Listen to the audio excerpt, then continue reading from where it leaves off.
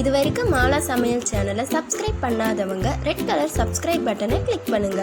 பக்கத்தில் இருக்க பெல் பட்டனையும் கிளிக் பண்ணுங்க. வெல்கம் டு மாலா சமையல். இன்னைக்கு நாம சளி இருமலுக்கு ஆவி பிடிக்கிறது எப்படின்னு இப்ப பார்க்க போறோம்.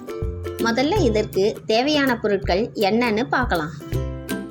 கற்பூரவள்ளி சிறிதளவு, துளசி சிறிதளவு, புதினா சிறிதளவு, இஞ்சி ஒரு துண்டு, மஞ்சள் தூள் அரை டேபிள் ஸ்பூன் மற்றும் மிளகு.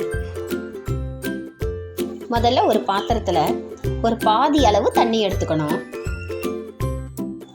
தண்ணி நல்லா கொதிச்ச பிறகு நம்ம தட்டி வச்சிருக்க ஒரு துண்டு இஞ்சியை அதில் சேர்த்துடணும்.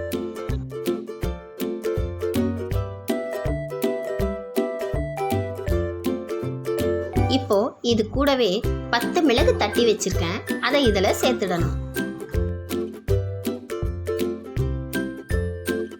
இப்போ இதில் சிறிதளவு துளசியையும் சேர்த்துடணும்.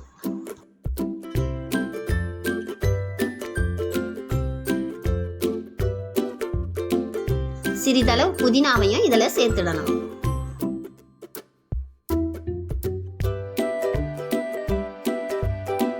இப்போ இது கூடவே கொஞ்சமா கற்பூரவள்ளி இலையும் சேர்த்து நல்லா கலந்து விடணும். இது எல்லாத்தையும் தண்ணி நல்லா கொதிச்ச பிறகு போடணும்.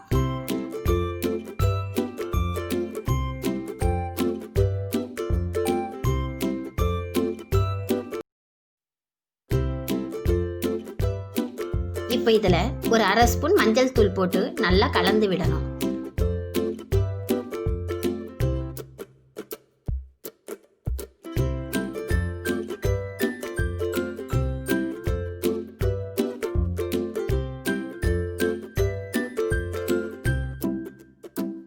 இப்போ இது நல்லா ஒரு நிமிஷம் கொதிச்ச பிறகு ஸ்டவ்வை ஆஃப் பண்ணிடலாம்.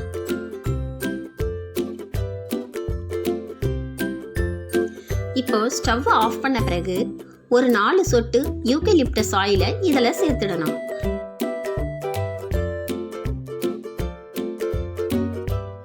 இப்போ ஆவி பிடிக்கிறதுக்கான மூலிகை தண்ணீர் தயாராகிடுது.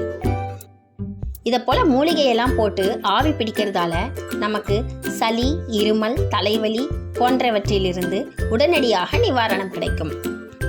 இந்த வீடியோ உங்களுக்கு பிடிச்சிருந்தா லைக் பண்ணுங்க, ஷேர் பண்ணுங்க, சப்ஸ்கிரைப் பண்ணுங்க. பக்கத்தில் இருக்க பெல் பட்டனையும் கிளிக் பண்ணுங்க. நாசியில் மனம் கமழட்டும், நாவின் சுவை கூடட்டும், கண்ணுக்கு விருந்தாய் அமையட்டும். நன்றி, வணக்கம்.